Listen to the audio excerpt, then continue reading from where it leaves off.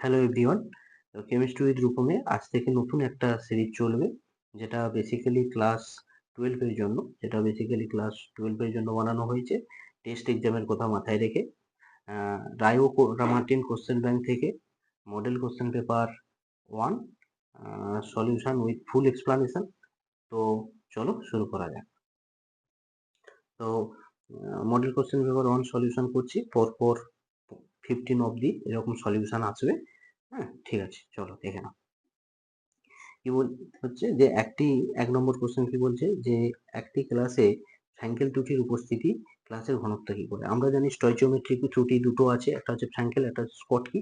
ফ্র্যাঙ্কেলে হচ্ছে কি হয়, ঘনত্বের পরিবর্তন হয় না, আর স্কটকিতে কি হয়, ঘনত্বের পরিবর্তন ঘনত্ব হ্রাস পায়। তাহলে এখানে option C. Question number two বলছে এই জটিল যৌগটি BaCl2 দ্রবণের সঙ্গে বিক্রিয়া করে কি উৎপন্ন করবে। কারণ বিক্রিয়া করলে কি হবে, এই যে আয়নিক পার্টে SO4 2- BaCl2 সংযুক্ত করে BaSO4 এর সাদা পদক্ষেপ দেবে, অর্থাৎ অপশন বি কারেক্ট।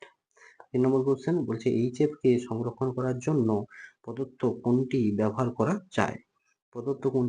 যায়। আমরা জানি যে আমাদের কোশ্চেন পড়ে যে HF কে কেন কাঁচের পাত্রে রাখা যায় না, অর্থাৎ তাহলে কি কাঁচের পাত্রে রাখা যায় না, সংরক্ষণ করতে গেলে কি হতে হবে, পলিথিনের বোতলে রাখতে হবে, তাহলে অপশন বি কারেক্ট।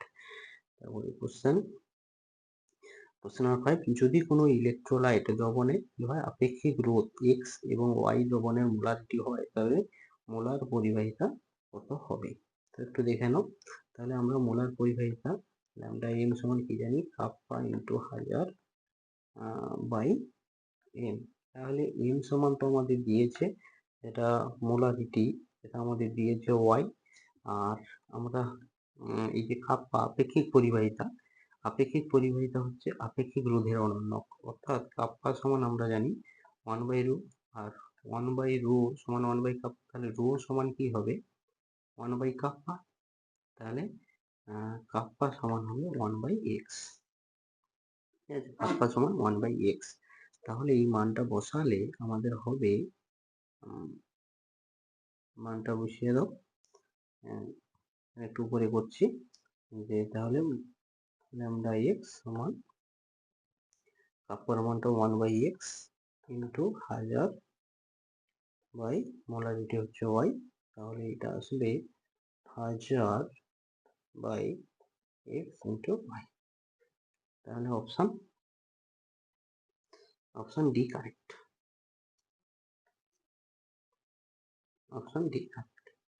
তাহলে অপশন 5 এ আমরা যাব, নিচের কোন আয়ন দুটির চৌম্বক ভ্রামকের মান সমান। যে Fe2+ এবং Cr2+, এই দুটোর মধ্যে যে অযুগ্ম ইলেকট্রন আছে, অযুগ্ম ইলেকট্রন হচ্ছে 4টা করে আছে। তোমরা ইলেকট্রন বিন্যাস লিখে দেখে নেবে, কারণ ক্লাস 12 আর এত ডিটেলসে যাচ্ছি না। কোশ্চেন নাম্বার 6, যে H2S3 সলে তড়িৎদ্বার ব্যবহার করে তড়িৎ চালনা করলে ফ্লোরাইড কণাগুলির গমন কোন দিকে হবে। গমন যেহেতু এখানে H2- আছে, তাহলে সে অ্যানোডের দিকে যাবে, অ্যানোড দিকে অ্যানায়ন যাবে। তবে ক্লোরোবেনজিন গাঢ় H2SO4 এর সঙ্গে বিক্রিয়ায় যে ডিডিটি উৎপন্ন করে কার সঙ্গে, যেটা হচ্ছে ক্লোরাল CCl3 CH ডবল বন্ড ও। আমি আর স্ট্রাকচারটা নিয়ে লিখে দেখাচ্ছি না, ডাইক্লোরো ডাইফিনাইল ট্রাইক্লোরো ইথেন হচ্ছে ক্লোরালের সঙ্গে রিঅ্যাকশন করে। দেখে নাও।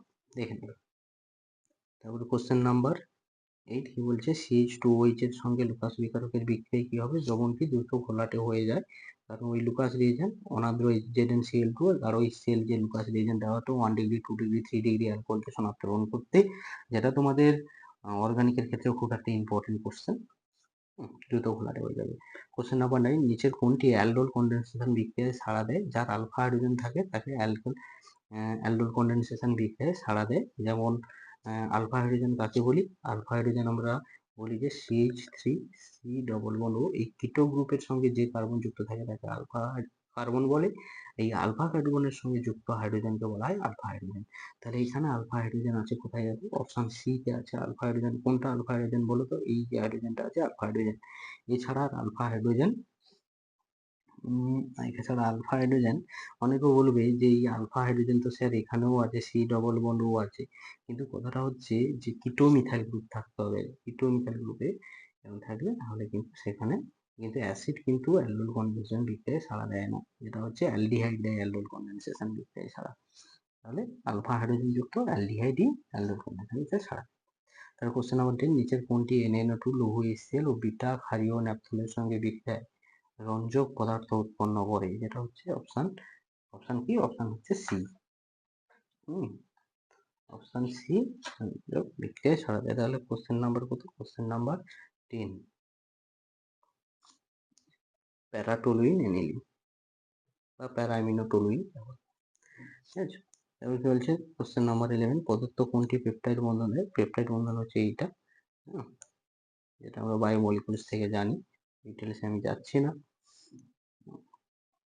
কোশ্চেন নাম্বার 12, ভিনাইল ক্লোরাইড কোন পলিমারটির মনোমার?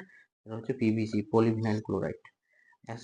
অ্যাসপিরিন হলো অ্যান্টিবায়োটিক, অ্যান্টিফার্টিলিটি না, অ্যাসপিরিন কি হবে? অ্যাসপিরিন হচ্ছে যে অ্যানালজেসিক। অ্যাসপিরিন কোশ্চেন নাম্বার 12 হচ্ছে অ্যান্টিফার্টিলিটি। কোশ্চেন নাম্বার 12 অ্যাসপিরিন হচ্ছে ডি, অ্যানালজেসিক। অ্যানালজেসিক হবে। কোশ্চেন নাম্বার 14 কিছু নরম পানীয় ব্যবহৃত মিষ্টি কারক হিসাবে কোনটি ব্যবহার করা হয় বলতো? অ্যাসপার্টেম ব্যবহার করা হয়, অ্যাসপার্টেম। ওকে, এবার কোশ্চেন 2 চলে আসো। 2 এর 1 নম্বর কোশ্চেন কি বলছে? একটি তড়িৎ বিশ্লেষ্য পরিবাহিতা ও আপেক্ষিক পরিবাহিতার মান কি হয়, কখন সমান হয়? তাহলে আপেক্ষিক পরিবাহিতার মান কখন সমান হয় একটু দেখে নাও। এখানে আমরা কি জানি বলতো? আর সমান রো ইন্টু এল বাই এ, যেখানে এল বাই এ কি সেল কনস্ট্যান্ট, আর রো হচ্ছে আর হচ্ছে কি রোধ, আর রো হচ্ছে আপেক্ষিক রোধ। তাহলে এটা আমরা কি জানি? 1/r যদি করি তাহলে 1 রো ইন্টু এল বাই এ। ঠিক আছে, 1/r হলো পরিবাহিতা, আর 1 রো হলো আপেক্ষিক রোধ, আপেক্ষিক পরিবাহিতা। তাহলে হচ্ছে কাপ্পা ইন্টু এল বাই এ। তাহলে এল বাই এ বা এ বাই এল সমান যদি 1 হয়ে যায়, তাহলে কিন্তু পরিবাহিতা সমান আপেক্ষিক পরিবাহিতা হয়ে যাবে। তাহলে তুমি লিখবে এক কথায় যে সেল কনস্ট্যান্ট বা কোষ ধ্রুবক যদি 1 হয়, তাহলে পরিবাহিতা সমান আপেক্ষিক পরিবাহিতা হবে। তাহলে কোশ্চেন নাম্বার অথবা কোশ্চেন আছে কি, Li plus Na plus Rb plus আয়নগুলিকে মোলার পরিবাহিতার ঊর্ধ্বক্রমে সাজাও। তাহলে মোলার পরিবাহিতার ঊর্ধ্বক্রমে সাজাও। দেখো এখানে কিন্তু বলেনি যে জলীয় দ্রবণে না জলীয় দ্রবণে নয়। দেখো যদি এখানে দুটো হতে পারে। যদি জলীয় দ্রবণে হয় তাহলে কিন্তু Li প্লাস এর সব থেকে কম হবে, কারণ তার সাইজ ছোট। হ্যাঁ, এটা হচ্ছে কি জলীয় দ্রবণে Na প্লাস Rb প্লাস, যার সাইজ বড় তার হচ্ছে পরিবাহিতা বেশি হবে। আমি লিখে দিচ্ছি, এটা হচ্ছে জলীয় দ্রবণ। আর যদি জলীয় দ্রবণ না হলে তখন হবে Li প্লাস, সবচেয়ে ছোট তার বেশি হবে, হাইড্রেটেড রেডিয়াসের কোনো ফ্যাক্ট নেই, Na প্লাস Rb প্লাস। জলীয় দ্রবণ নয়, দুটো লিখে দেবে, নাহলে কোন স্যার কি ভাবে খাতা দেখবে সেটা একটা ফ্যাক্ট। যখন নাম্বার না দিলে ক্ষতিটা তোমারই হবে।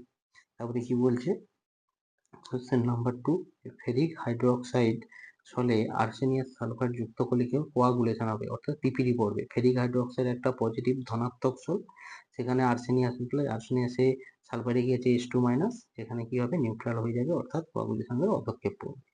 তারপরে LuOH কোনটি অধিক ক্ষার? কারণ আমরা জানি এলইউর সাইজ ছোট হয়ে যাওয়ার জন্য LuOH মাইনাসকে সহজে ছাড়ে না, তার জন্য কি হবে? LuOH ক্ষারকত্ব কি হবে? কম, কার থেকে? LaOH। হ্যাঁ, আর এইখানে পেন্টিং মিস্টেক হয়েছে, এটাকে জার্কোনিয়াম হবে। জার্কোনিয়াম আর হফনিয়ামের সঙ্গে আধান ও ব্যাসার্ধের অনুপাত সমান হবে, এখানে Zn বলে হয়েছে। তারপরে বেকিং পাউডারের মূল উপাদান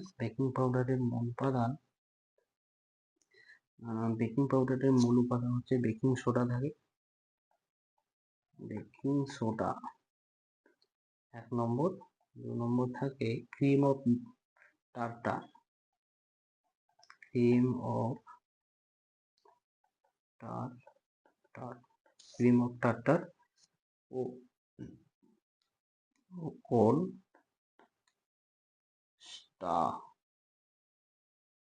কনস্টান্টের মিশ্রণ, কনস্টান্টের মিশ্রণ, ঠিক আছে। তো এই আমাদের শর্ট কোশ্চেন 14+4 18 শর্ট কোশ্চেন আমাদের কমপ্লিট হলো। এবার আমরা 3 নম্বর দাগে যাব। তো তোমাদের কোনো কোশ্চেন যদি সমস্যা থাকে তো কমেন্ট বক্সে অবশ্যই জানাবে এবং বন্ধুদের সঙ্গে শেয়ার করবে যাতে সবাই সলিউশনটা পায় এবং সলিউশনটা দেখে যেমন টেস্ট পরীক্ষাটা দিতে যেতে পারে এবং আমি চাই সবার যেন টেস্ট পরীক্ষাটা ভালো হয়, তাহলে আমার এই কষ্ট করে বানানো তা সার্থক হবে। তো দেখে নাও এবার কোশ্চেন 1 নম্বর কি বলছে, মোলালিটি বলতে কি বোঝায় এবং দ্রবণের মোলালিটির উপর উষ্ণতার প্রভাব।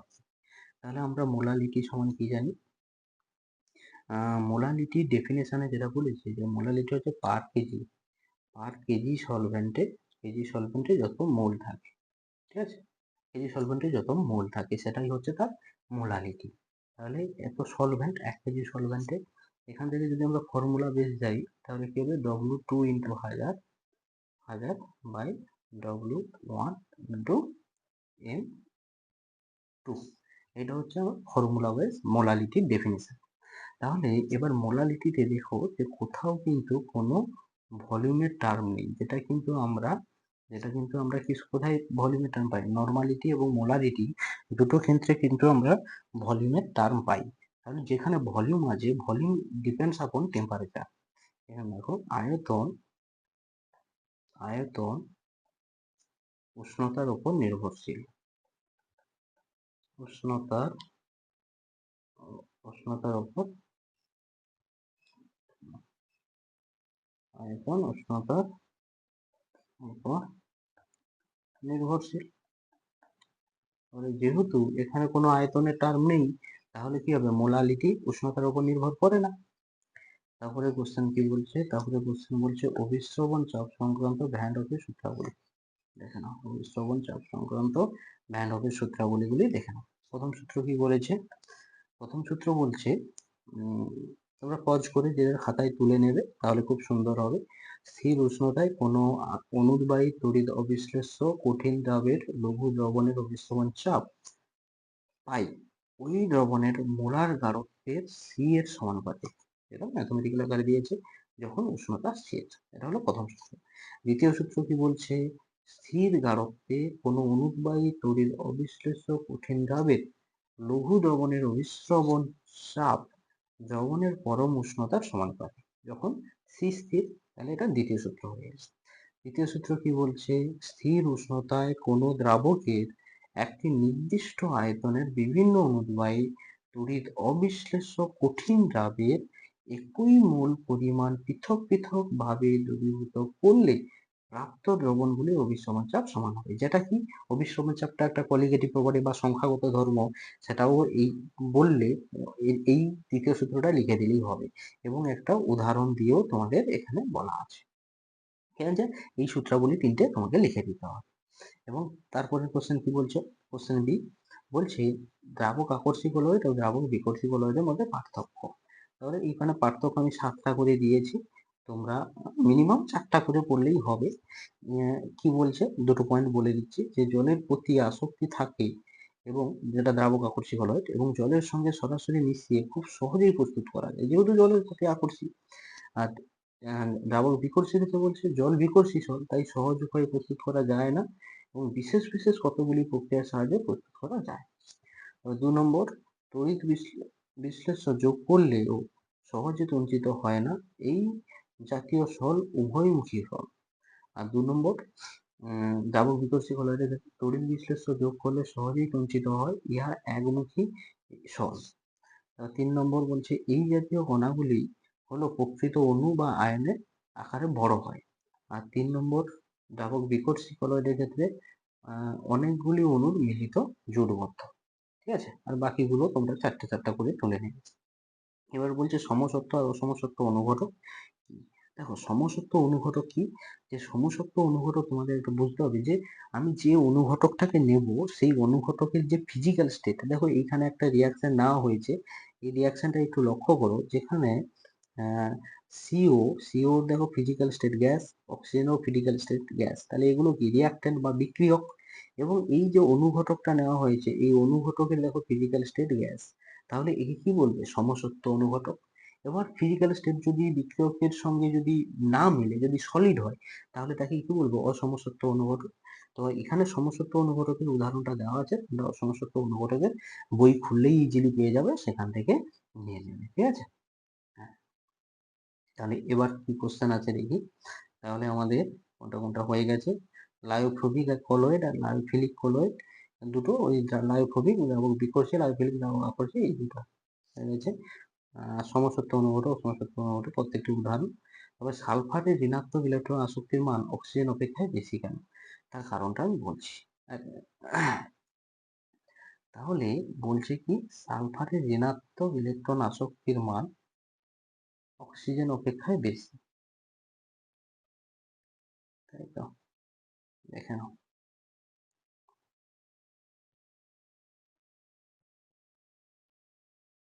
সালফার, আচ্ছা আগে আমরা কি জানবো, অক্সিজেন। অক্সিজেনের পরমাণু ক্রমাঙ্ক কত, 8, ইলেকট্রন বিন্যাস 1s2 2s2 2p4, তাহলে 2pর কিন্তু ডি নেই, 2pর কিন্তু ডি নেই, কিন্তু সালফার কি আছে, সালফার হচ্ছে 16, তার ইলেকট্রন বিন্যাস 1s2 2s2 2p6, 3s2 3p4, এর কিন্তু 3d খালি আছে, তাহলে যার 3d ফাঁকা আছে সে সহজে ইলেকট্রনকে একসেপ্ট করতে পারবে। তাহলে ইলেকট্রন একসেপ্ট মানে ঋণাত্মক ইলেকট্রন আসক্তি মানে এটাই বোঝাতে চাইছে যে যে ইলেকট্রনটাকে যে নিচ্ছে তার ফলে যে এনার্জি রিলিজ করছে, ওটাই বোঝাতে চাইছে যে ঋণাত্মক ইলেকট্রন আসক্তি। তাহলে অবভিয়াসলি যার ভ্যাকেন্ট ডি আছে, তাহলে তার ইলেকট্রন আসক্তির মান তো অবশ্যই বেশি হবে, তাহলে সালফার ইলেকট্রন আসক্তি অক্সিজেনের থেকে বেশি হবে। আর এটাকে ইলেকট্রন বিন্যাস লিখে একটু সুন্দর করে বলে দিই। এবার তারপরের কোশ্চেন যেটা আছে সেটা হচ্ছে কি, এটা হচ্ছে XeO F4 কে কাঁচের পাত্রে রাখা যায় না কেন, যে XeO F4 কে কাঁচের পাত্রে রাখা যায় না, তার তিনটাকে সি এইখানে একটু ছোট করে লিখে দিচ্ছি, তোমরা খাতায় সবাই তুলে নিও, একটু দেখে নাও কি বলছে, যে XeO F4 কে কাঁচের পাত্রে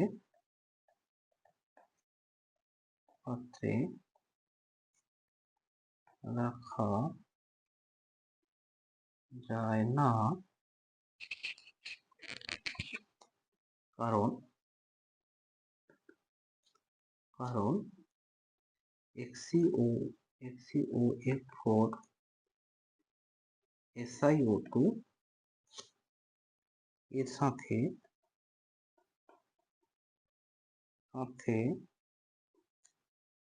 বিক্রিয়া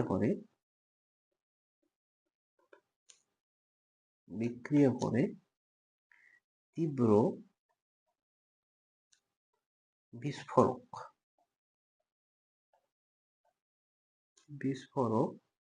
পদার্থ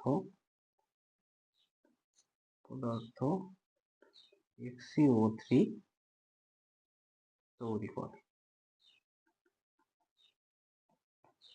করে ও SiF4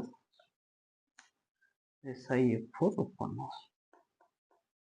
রিয়াকশনটাও আমি তোমাদের লিখে দেবো, উৎপন্ন হয় যে XeO F4 প্লাস SiO2 থেকে কি হবে, XeO3 plus SiF4,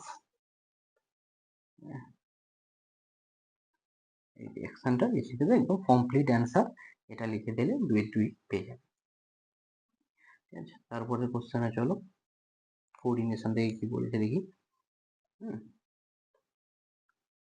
সহবর্গীয় যৌগে COCl3.6H2O silver নাইট্রেটের সঙ্গে বিক্রিয়া করে সিলভার ক্লোরাইড অতর্কিত করে। আচ্ছা, এই দ্রবণে মোলার পরিবাহিতা মোট দুটি আয়নের সঙ্গে সামঞ্জস্য পেল, তাই যৌগটির গঠন কি হবে? খুবই ইজি কোশ্চেন। যৌগটির গঠন কি হবে? যে CO আগে লিখছি, তারপরে তোমাদের ক্লিয়ার করে দিচ্ছি। হোল 4 Cl2, তাহলে এর বাইরে একটা Cl থাকবে আর সঙ্গে ডট H2O। দেখো যে এটা কেন করলাম এরকম, এটা যদি বিয়োজিত হয়, বিয়োজিত হলে কি হবে? CO H2O হোল 4 Cl2 মাথায় কি হবে? Plus plus Cl minus. দেখো দুটো আয়ন, আর এই দুটো আয়নের জন্য কি হবে? যে আমাদের পরিবাহিতাটা দুটো আয়নের সঙ্গে সামঞ্জস্যপূর্ণ এবং যৌগটির সংকেত হবে, এবং যৌগটির নাম তোমরা আশা করি আইপ্যাক নাম জানো, সেই আইপ্যাক নামটা এখানে লিখে দেবে। যে টেট্রা অ্যাকুয়ার এ আগে আর ক্লোরোর সি পরে, তাহলে tetra Aqua cobalt, tetra Aqua chloro কি হচ্ছে? কোবাল্ট, তার অক্সিডেশন স্টেট, পরে কি হবে? আর এটার পর ক্লোরাইড। ওকে, ঠিক আছে। এরপরে কি আছে? এরপরে কোশ্চেন হচ্ছে সংঘনন পলিমার। সংঘনন পলিমার বলতে কি বোঝায়? উদাহরণ দাও। সংঘনন পলিমার বলতে কি বোঝায়? উদাহরণ দাও। কি বলছে? যে পলিমারাইজেশন প্রক্রিয়ায় কমপক্ষে দুটি কার্যকরী মূলক বিশিষ্ট একই এবং ভিন্ন ধরনের মনোমার অণুগুলি কনডেনসেশন বিক্রিয়ার মাধ্যমে পরস্পর যুক্ত হয়ে পলিমার অণু গঠন করে, তাকে সংঘনন বা কনডেনসেশন পলিমার বলে। যেটা হচ্ছে উদাহরণ হিসাবে টেরিথ্যালিক অ্যাসিড ও ইথিলিন গ্লাইকল পরস্পরের সঙ্গে যুক্ত হয়ে পলিএস্টার বা পলিথিলিন বা টেরিথ্যালেট উৎপন্ন করে। ঠিক আছে, দেখে নাও। আর এখানে এখানে আমি আইপ্যাক নামকরণটা লিখলাম না, আইপ্যাক নামটা কিন্তু আমি লিখলাম না, ভ্যাকেন্ট রাখলাম। তার কারণ হচ্ছে আমি যদি এটা লিখে দিই, তোমরা শুধু এইটা টুকে নেবে, কিন্তু আমি চাইছি যে এই নামটা তোমরা ওই নোটে গিয়ে দেখো। কারণ আমি এইখানে এটা করে দিলাম বলে যে এইটাই দেবে এমন কোনো কথা নেই, কারণ নামকরণটা দেখে এসে যদি করে নাও তাহলে একবার গোল হয়ে যাবে ব্যাপারটা। ঠিক আছে, আমি বলে দিয়েছি কিভাবে হবে। তাহলে তারপরের কোশ্চেন আমরা যাব, এটা হচ্ছে কোশ্চেন নাম্বার 4, যে কোনো পৃষ্ঠকেন্দ্রিক ঘন আকার কেলাসের প্রতিটি একক কোষের কত সংখ্যক পরমাণু আছে? তাহলে পৃষ্ঠকেন্দ্রিক বলেছে,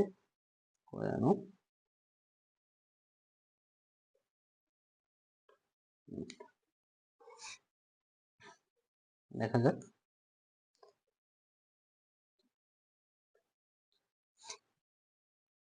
নম্বর কোশ্চেন FCC বলেছে, FCC পার ইউনিট সেলে নাম্বার অফ অ্যাটম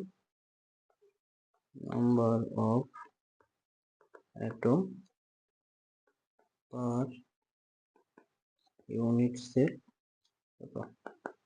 4। আচ্ছা, তাহলে এর মান কত দিয়েছে? একক কোষের পৃষ্ঠকেন্দ্রিক ঘনকার একক কোষে কত সংখ্যক পরমাণু বর্তমান প্রতিটি একক কোষে? তাহলে 4। তারপরে কি বলছে 2 এর কোশ্চেন, সিলভার গ্লাসের পৃষ্ঠকেন্দ্রিক ঘনকার প্রকৃতি। আচ্ছা, FCC প্রকৃতি প্রতিটি একক কোষের বাহুর দৈর্ঘ্য। তাহলে একক কোষের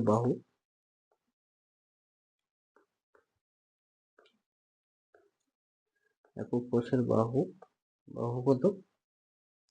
এ সমান এ দিয়ে রিপ্রেজেন্ট করা হয় 4.077 into 10 to the power minus 88 centimetre.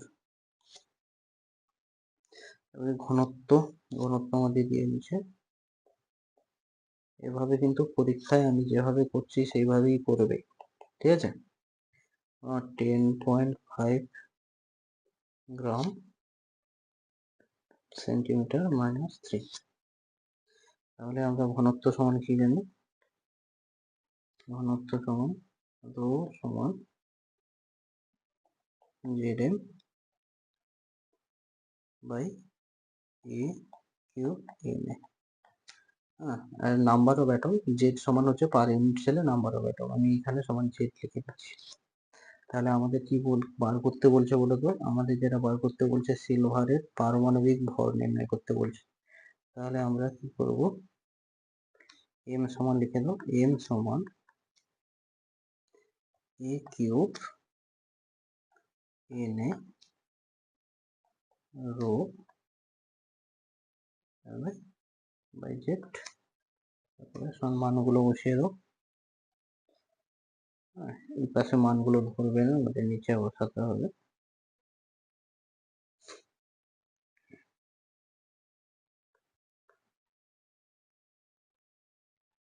Four point 077 into 10 to the power -8 সেমিতে করে নিয়েছি, whole cube 6.022 into 10 to the power 23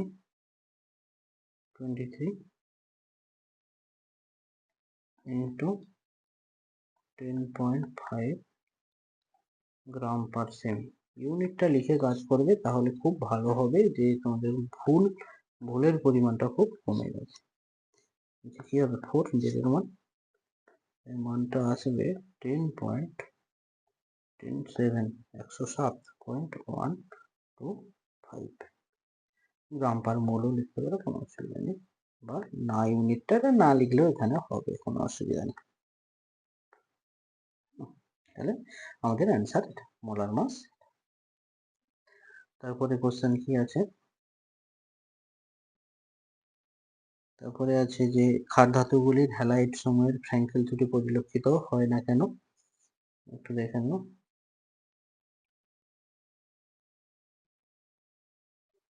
বলছে যে ক্ষার ধাতুগুলির ফ্র্যাঙ্কেল ত্রুটি প্রদর্শন হবে না কেন, কারণ ক্ষার ধাতুগুলি বিশুদ্ধ হ্যালাইড যৌগগুলি ফ্র্যাঙ্কেল ত্রুটি প্রদর্শন করে না, কারণ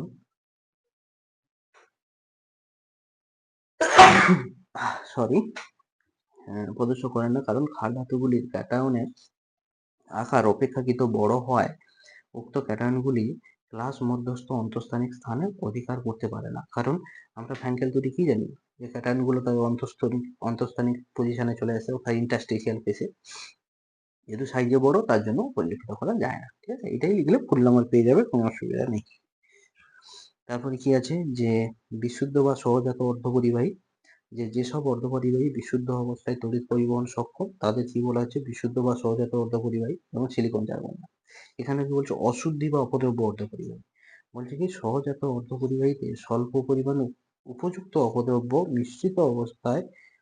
মিশ্রিত করার ফলে যে নতুন ধরনের অর্ধপরিবাহী সৃষ্টি হয় তাকে অশুদ্ধ বা অপদ্রব্য অর্ধপরিবাহী বলে।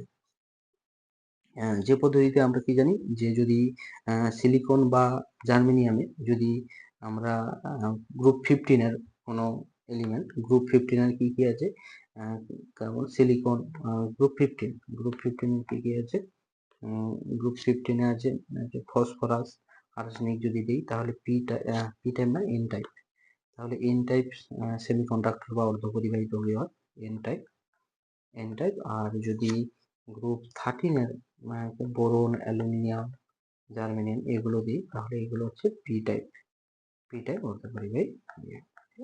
এই যে পি টাইপ আর এন টাইপ, ঠিক আছে, তোমরা পজ করে খাতায় সুন্দর করে তুলে নেবে, তাহলে তোমাদের খুব সুবিধা হবে।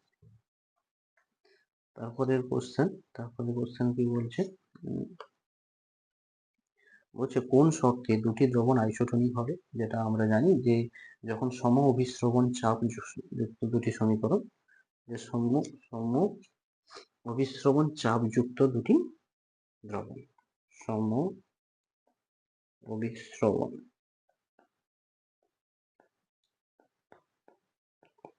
চাপ যুক্ত দুটি দ্রবণ।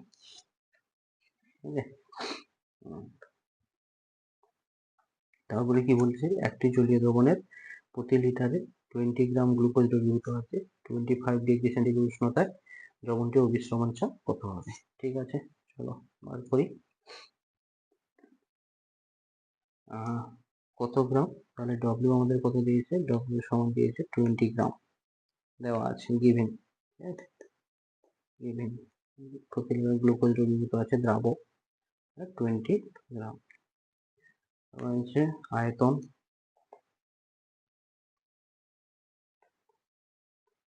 আয়তন 20 অবিশ্রাম কত, দ্রবণের প্রতি লিটারে, তাহলে আয়তন কত 1 লিটার প্রতি লিটার বলেছি। তাহলে গ্লুকোজের আমরা মোলার মাস বার করে নেব। গ্লুকোজ ব্র্যাকেটে C6H12O6 সমান কত হবে 12 into 6 plus 12 into 1 plus 16 on 6 সমান কত হবে 180 গ্রাম পার মোল। টেম্পারেচার কত দিয়েছে, উষ্ণতা, এখানে উষ্ণতা বলে লিখবে কিন্তু, হ্যাঁ পরীক্ষা হলে উষ্ণতা বলে লিখবে। টেম্পারেচার T সমান 25 ডিগ্রি সেন্টিগ্রেড, কি হবে 298 কেলভিন। এবার আমরা কি জানি, অবিশ্রবণ চাপ বার করতে বলেছে।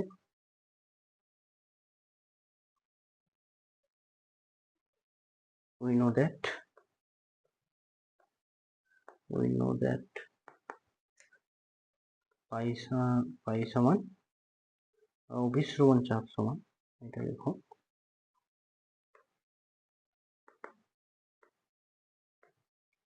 অভিশ্রবণ চাপ পাই সমান CRT।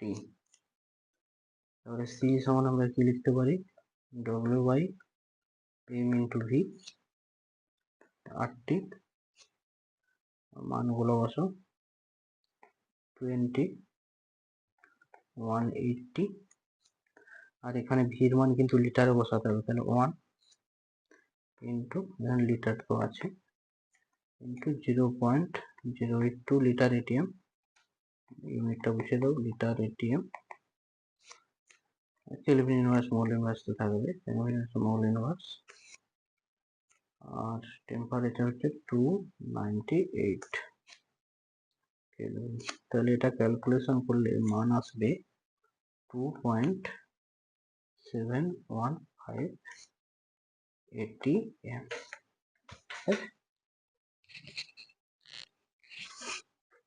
তাহলে এটাই হবে আমাদের অ্যান্সার, যে অবিশ্রবণ চাপ, এটাই হবে আমাদের।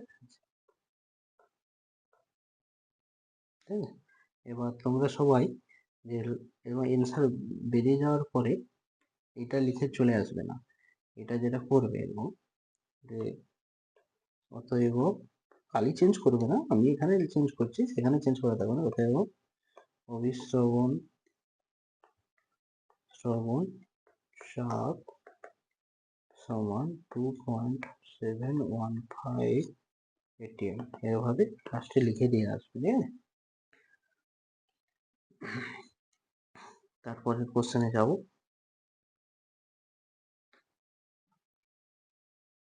তুল্যাঙ্ক পরিবাহিতা বলতে কি বোঝো, তাহলে তুল্যাঙ্ক পরিবাহিতা বলতে কি বোঝো, যে বলছে যে কোনো দ্রবণে যে আয়তনে 1 গ্রাম তুল্যাঙ্ক পরিমাণ, যে 1 গ্রাম তুল্যাঙ্ক পরিমাণ একটা তড়িৎ বিশ্লেষ্য পদার্থ দ্রবীভূত আছে, সেই আয়তনের দ্রবণে 1 সেমি দূরে অবস্থিত দুটি উপযুক্ত আকারের তড়িৎদ্বারের মধ্যে রাখলে দ্রবণটি যে পরিবাহিতা হয় তাকে তুল্যাঙ্ক পরিবাহিতা বলে। তাহলে পরিবর্তনটা এখানে কোথায়, যে 1 গ্রাম তুল্যাঙ্ক কোনো তড়িৎ বিশ্লেষ্য, তাই রাখলে যে পরিমাণ পরিবাহিতা হয়, তাহলে তার ম্যাথমেটিক্যাল ফর্মুলাটাও দেখে নেবে, এটা সালের কোশ্চেন, ঠিক আছে। তারপর কোশ্চেন নাম্বার 2, কি বলছে যে একটি পরিবাহিতা কোষের কোষ ধ্রুবক 0.228 সেন্টিমিটার -1, ওই কোষকে 0.05005 নর্মাল K2SO4 দ্বারা ভর্তি করলে 25 ডিগ্রি সেন্টিগ্রেড উষ্ণতায় দ্রবণের রোধ এত হয়, তাই দ্রবণটি আপেক্ষিক পরিবাহিতা এবং তুল্যাঙ্ক পরিবাহিতা প্রথম। 1 মিনিট।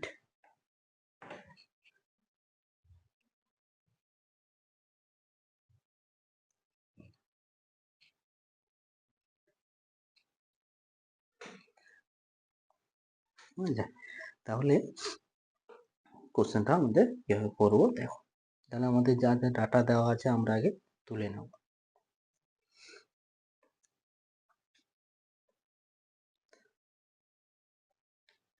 কি কি ডাটা দেওয়া আছে, তাহলে প্রথম দেওয়া আছে কোষ ধ্রুবক। আমরা লিখবো এরকম কোষ ধ্রুবক,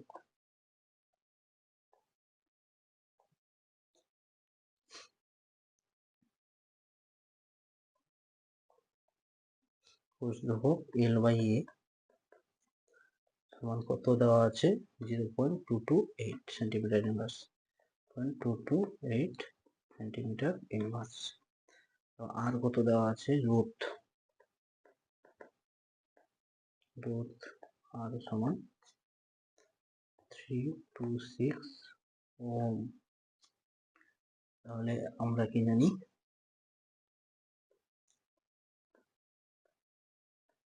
we know that r সমান rho into L/A। এখান থেকে আমরা কাপ্পা লিখতে পারি, কাপ্পা সমান 1/r into L/A। এখানে আমি লিখে দিই যে কাপ্পা সমান 1/rho।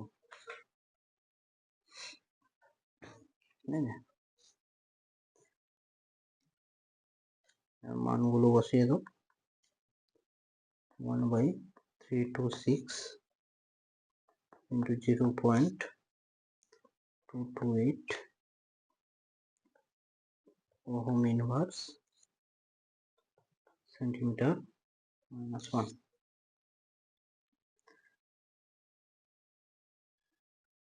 এটা সমান আসবে 6.99 into 10 to the power -4 is centimetre inverse. ঠিক আছে, এটা আমরা কাপ্পার মানটা পেলাম। এবার আমরা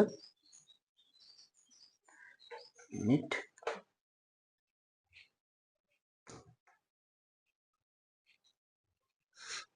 এবার আমরা কার মান বার করব, এবার আমরা ওই কাপ্পার মানটা আমাদের বার করতে বলছে যে ইকুইভ্যালেন্ট তুল্যাঙ্ক। আমাদের কি বার করতে বলছে, আমাদের যেটা বার করতে বলছে যে তুল্যাঙ্ক পরিবাহিতা কত। তাহলে তুল্যাঙ্ক পরিবাহিতা বার করতে গেলে তার ফর্মুলাটা বসো,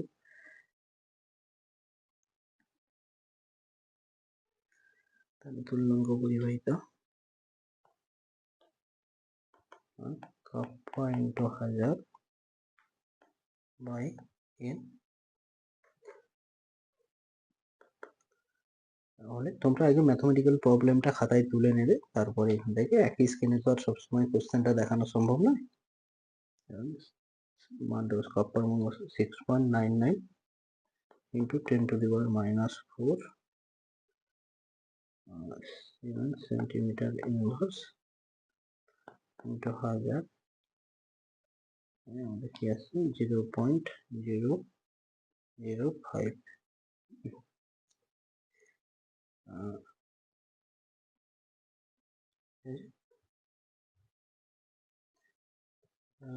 এটা ক্যালকুলেশন করলে আসবে 139.87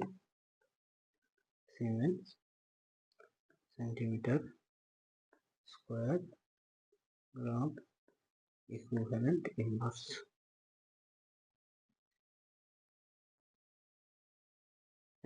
গ্রাম ইকুইভ্যালেন্ট ইনভার্স। ম্যাথ নিয়ে যদি তোমাদের কোনো এই সলিউশন গুলো নিয়ে যদি তোমাদের কোনো প্রবলেম থাকে তো কমেন্ট বক্সে জানাবে, তো আমি নেক্সট ভিডিওতে কারেকশন করে দেওয়ার চেষ্টা করব। এবার পরে নেক্সট কোশ্চেনে আমরা যাব।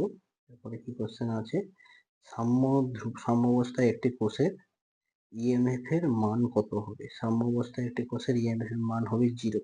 সাম্যাবস্থায় কোষের ইএমএফ এর মান, এইটা কোষের ইএমএফ এর মান হবে 0 হবে। ঠিক আছে, এবার 25 ডিগ্রি সেন্টিগ্রেড এই 25, এবার কোশ্চেনটা কি বলছে, সেকেন্ড কোশ্চেন যে 25 ডিগ্রি সেন্টিগ্রেড তাপমাত্রায় বৃত্তের সাম্যদ্রব্য গণনা করো। যেখানে আমাদের একটা ইকুয়েশন দিয়েছে, সেই ইকুয়েশনটা Fe2+ এবং Ce4+ এবং Fe3+ এবং Ce3+ একটা ইকুয়েশন দিয়েছে, সেখান থেকে আমাদের সাম্যধ্রুব গণনা করতে বলছে। দেখে নাও তোমরা সলিউশনটা কিভাবে করছি। ঠিক আছে, কোশ্চেনটাকে খাতায় তুলে নেবে, তারপরে আমার সঙ্গে সলিউশন করা শুরু করবে। ছোট করে করছি, একটু দেখে নাও।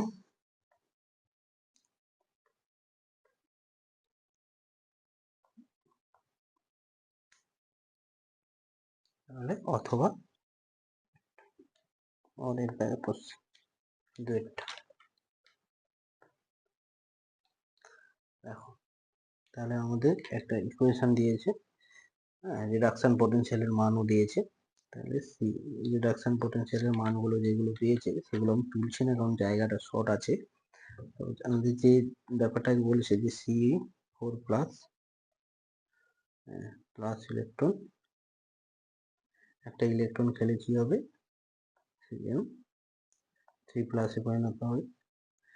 আর Fe2+ থেকে যদি একটা ইলেকট্রন ছেড়ে দেয় তাহলে Fe3+ plus electron.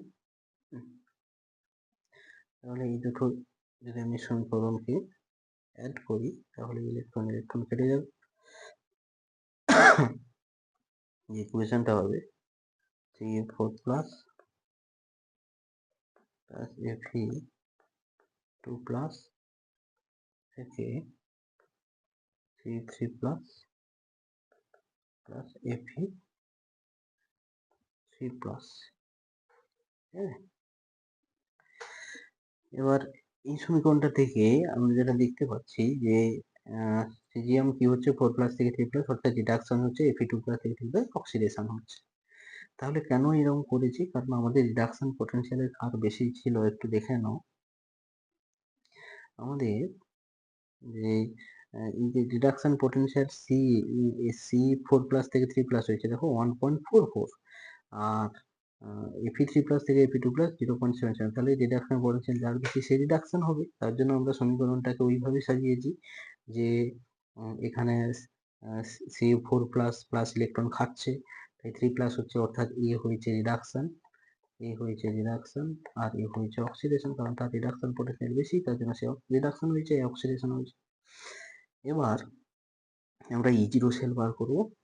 E0 sell একটু এই সাইডে বার করছি। হ্যাঁ, E0 সেল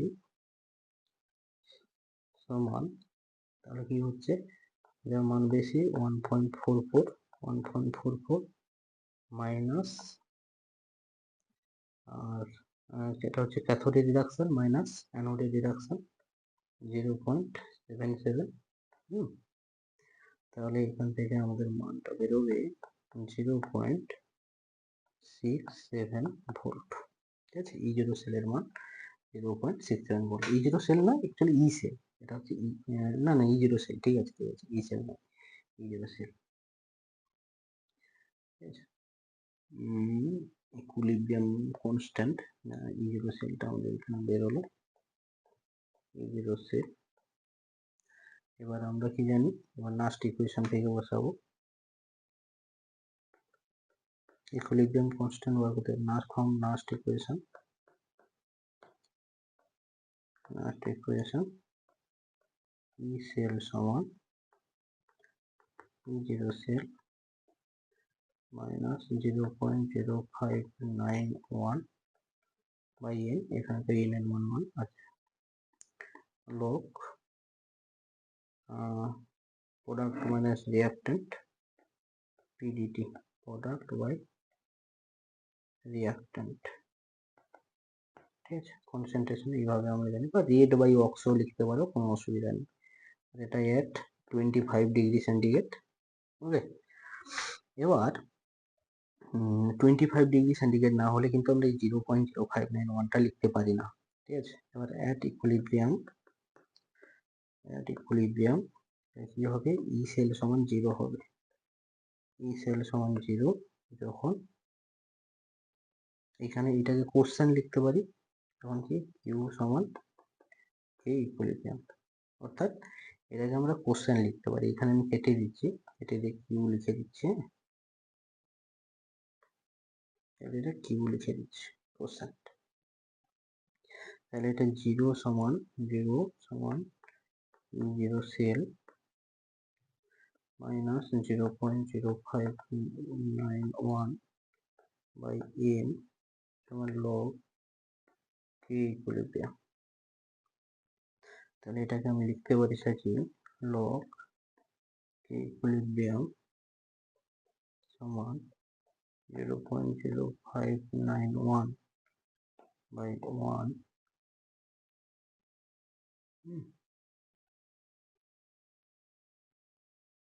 ইকুইলিব্রিয়াম ইকুইলিব্রিয়াম আমি একবারে লিখে দিচ্ছি, আর ওটা ইধার উধার করছি না, কারণ এন এর মান তো 1 যেহেতু আমাকে ইকুইলিব্রিয়াম একবার লিখে দিচ্ছি 0.67 বাই 0.059 নিচে আসবে 0.0591 আর উপরে 1 গুণ হবে। আচ্ছা, এটা এবার কি ইকুইলিব্রিয়াম সমান সমান ডাইরেক্ট আমি মানটা বসিয়ে দিচ্ছি, তোমরা একটু করে দেখে নেবে যেহেতু জায়গাটা শর্টেজ আছে। 11.33, ঠিক আছে। এবার কি ইকুইলিব্রিয়াম সমান 2.17 ইন্টু 10 টু দি পাওয়ার 11। কিন্তু এই অ্যান্সারটা তোমাদের কোশ্চেন পেপারে কিন্তু দেওয়া নেই, এই অ্যান্সারটা চেঞ্জ, আলাদা অ্যান্সার আছে ইকুইলিব্রিয়াম কনস্ট্যান্ট। তো তোমাদের যদি কোশ্চেনটা নিয়ে কিছু বলার থাকে তো আমাকে কমেন্ট বক্সে জানাবে, আমি আবার নেক্সট ভেবে দেখবো যে কোথায় ভুল হচ্ছে কিনা। তবে আমার যতটা করেছিলাম আমি করে দেখেছি যে আমাদের অ্যান্সারটা এইটা এসছে। এবার তোমরা যদি কেউ করে থাকো তো আমাকে কমেন্ট বক্সে জানাও। ওকে, তো নেক্সট কোশ্চেনে আমরা যাব। এবার আমরা যাবো স্পাইজেল কি, যে কোশ্চেন নাম্বার ডি। স্পাইজেল কি বলছে, যে স্পাইজেল হলো কার্বন, ম্যাঙ্গানিজ ও আয়রনের ধাতু সংকর। Carbon plus manganese plus iron এর ধাতু সংকর। ওকে, এর ধাতু সংকর। কোশ্চেন নাম্বার 2, শত বিজারণ পদ্ধতি দ্বারা নিষ্কাশন করা যায় এমন একটি ধাতুর নাম লেখো এবং ধাতুটির আকরিক থেকে ধাতুটি নিষ্কাশনের রাসায়নিক বিক্রিয়াগুলি সমীকরণ সহ লেখো। এই যে কার্বন বিজারণ না শত বিজারণ পদ্ধতি, তাহলে যে শত বিজারণ পদ্ধতি দ্বারা নিষ্কাশন করা যায়, যে এই পদ্ধতিতে বাইরে থেকে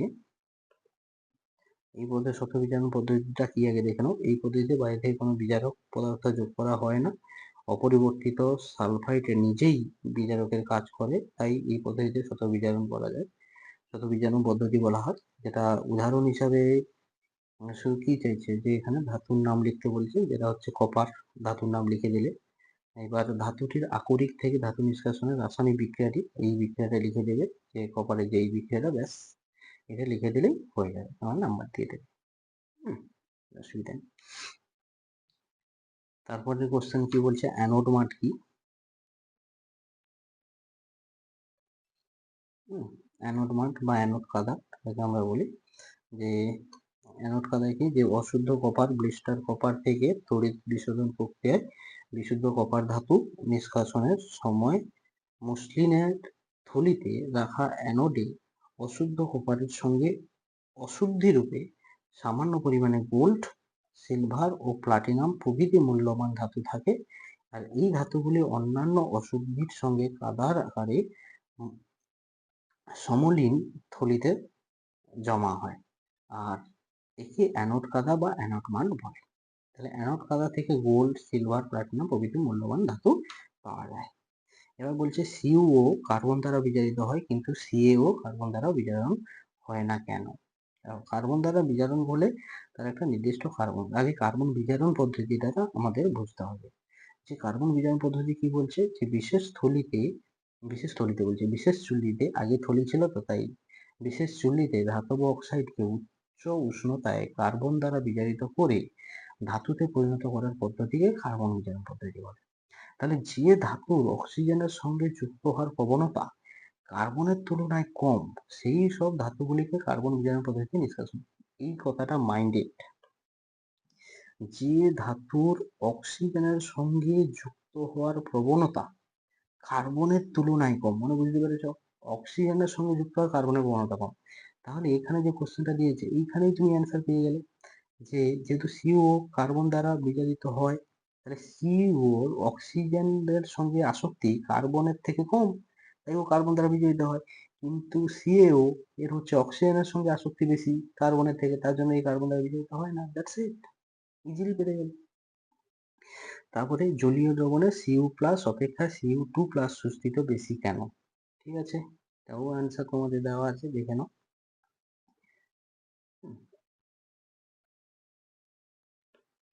জলীয় দ্রবণে সিউ প্লাস অপেক্ষা সিউ টু প্লাস সুস্থিত, কারণ উপযুক্ত পরিমাণ শক্তির প্রয়োগে সিউ প্লাস আয়ন থেকে একটি ইলেকট্রন উপসারিত করলে সিউ টু প্লাস আয়ন উৎপন্ন হয়।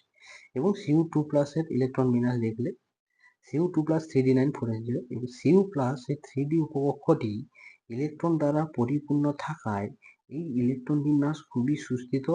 তাই মনে হয় সিউ প্লাস এর স্থায়িত্ব সিউ টু প্লাসের চেয়ে বেশি, কিন্তু বাস্তবে সিউ টু প্লাসের স্থায়িত্ব বেশি।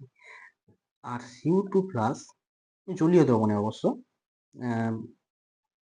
এবং আর সিউ টু প্লাসের অধিক সুস্থিতির কারণ জলীয় দ্রবণে সিউ টু প্লাসের হাইড্রেশন এনথালপির মান এত বেশি হয় যে কপারের দ্বিতীয় আয়নন এনথালপিকে ছাড়িয়ে যায়, যে হাইড্রেশন এনথালপিটা এত বেড়ে যায়। তার জন্য কি হয়, যে সিউ টু প্লাসটা সিউ প্লাসের থেকে বেশি স্থায়ী, অনলি ফর কিন্তু অ্যাকুয়াস মিডিয়াম। কিন্তু নর্মালি কিন্তু সিউ প্লাস স্টেবল, কারণ তার ইলেকট্রনিক কনফিগারেশন যে অ্যাজ ইউজুয়াল আমরা জানি। এবার প্লাটিনাম ব্ল্যাক কি? প্লাটিনাম ব্ল্যাক হলো যে প্লাটিনাম ব্ল্যাক কালো একটি পাতলা ফিল্ম হিসাবে ব্যাপকভাবে ব্যবহৃত হয়, যা কঠিন প্লাটিনাম ধাতুকে আচ্ছাদন করে এবং যা ইলেকট্রোকেমিস্ট্রিতে প্রয়োগের জন্য প্লাটিনাম ইলেকট্রোড গঠন করে। এবং প্লাটিনাম কালো রঙের এমন একটি স্তর দিয়ে প্লাটিনাম ইলেকট্রোড ঢেকে দেওয়া হয়, এই প্রক্রিয়াকে বলা হয় প্লাটিনাম বা প্লাটিনামাইজেশন বলা হয়। প্লাটিনামের প্লাটিনামাইজেশনও বলা হয়। মানে এটা কেন করা হয়, কেন ওই প্লাটিনাম যে ইলেকট্রনটা ওর সারফেস বাড়ানোর জন্য করা হয় আর কি। আর এই ব্যাপারটাই হলো প্লাটিনাম ব্ল্যাক।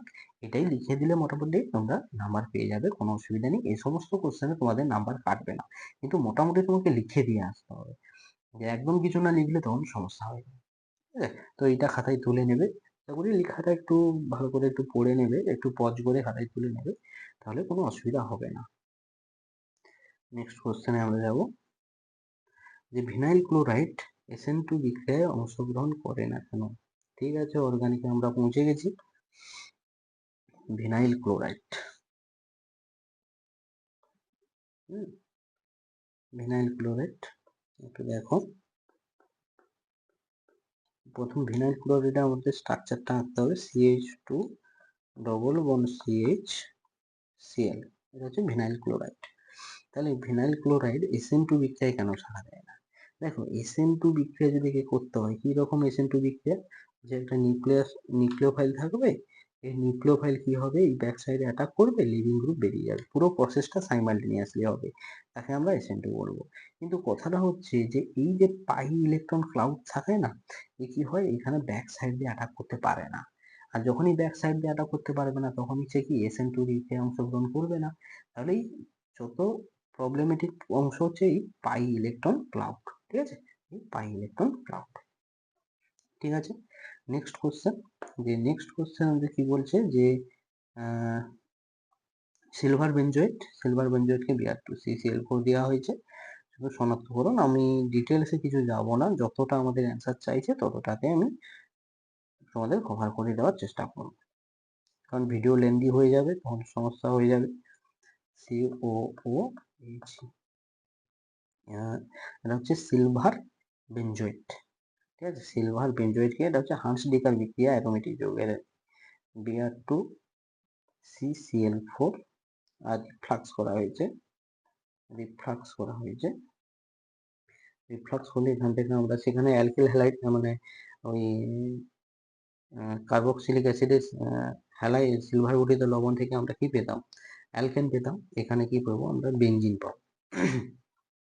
আর প্রত্যেকের নিচে কিন্তু নাম লিখতে হবে অর্গানিকের, না হলে কিন্তু নাম্বার কেটে নেবে, ঠিক আছে। আর সাথে এগুলো না লিখলে হবে, কোনো অসুবিধা নেই, AGBR এর একটা পদক্ষেপ পড়বে, ঠিক আছে। আর না, এগুলো না লিখলে কোনো অসুবিধা নেই। তারপরে কি কোশ্চেন,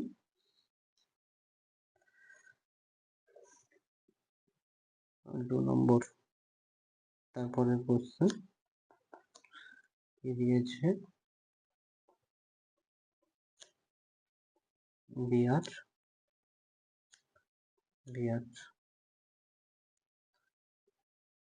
NaNH2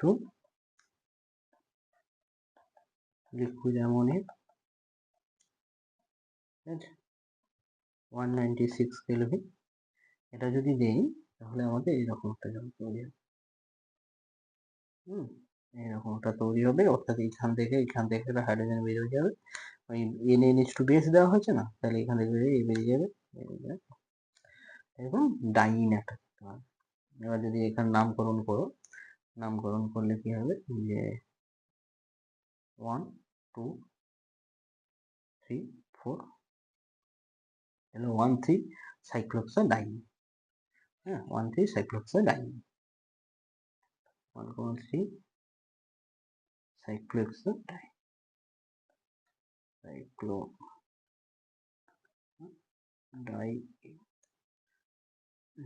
সাইক্লোহেক্সাডাইন বলে দিলেও হবে, 1,3 লিখতে হবে না, 1,3 লিখতে হবে না, ঠিক আছে। তারপরের কোশ্চেন,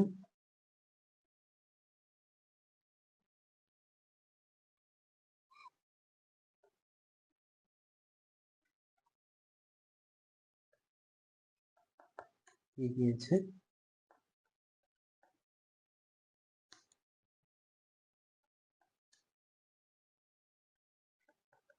বেঞ্জয়েল অ্যালকোহলের প্যারা পজিশন একটা OH দিয়েছে, ওকে। এটাকে কি দিয়েছে, HCl আর হেড। তাহলে HCl আর হেড দিয়েছে, কি হবে ফার্স্ট বলো তো, ফার্স্ট কি হবে, প্রোটোনেশন করবে, প্রোটোনেশন করে OH2 প্লাস হবে, OH2 প্লাস হবে, দেন কি হবে, Cl মাইনাস, ও বেরিয়ে যাবে, Cl মাইনাস সেটা করে দেবে, কারণ বেঞ্জাইল কার্বোক্যাটায়ন স্টেবল হওয়ার জন্য। অত দরকার নেই, প্রোডাক্ট নিয়ে কথা, আমাদের প্রোডাক্টটা যেটা হবে সেটা লিখে দিচ্ছি, কারণ এক্সপ্লানেশন করতে গেলে আবারও বলছি ভিডিও লেন্দি হয়ে যাবে, সমস্যা হয়ে যাবে। প্যারা হাইড্রক্সি বেঞ্জাইল ক্লোরাইড, ঠিক আছে, এভাবেও নামটা লিখতে পারো, প্যারা হাইড্রক্সাইড বেঞ্জাইল ক্লোরাইড।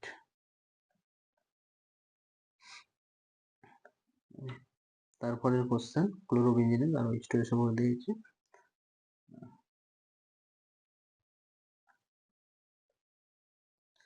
একটু দেখো, ক্লোরোবেঞ্জিন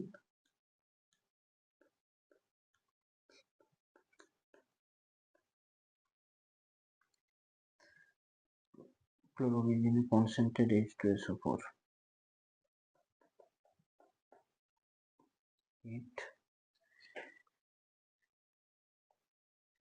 কি হবে,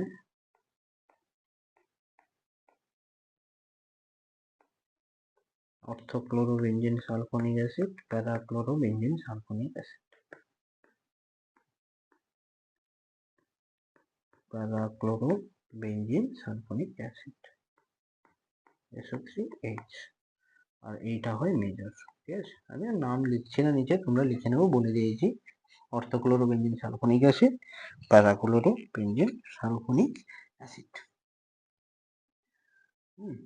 তারপরের কোশ্চেন, তাহলে এগুলো আমাদের হয়ে গেল। তারপরে কোশ্চেন কি আছে,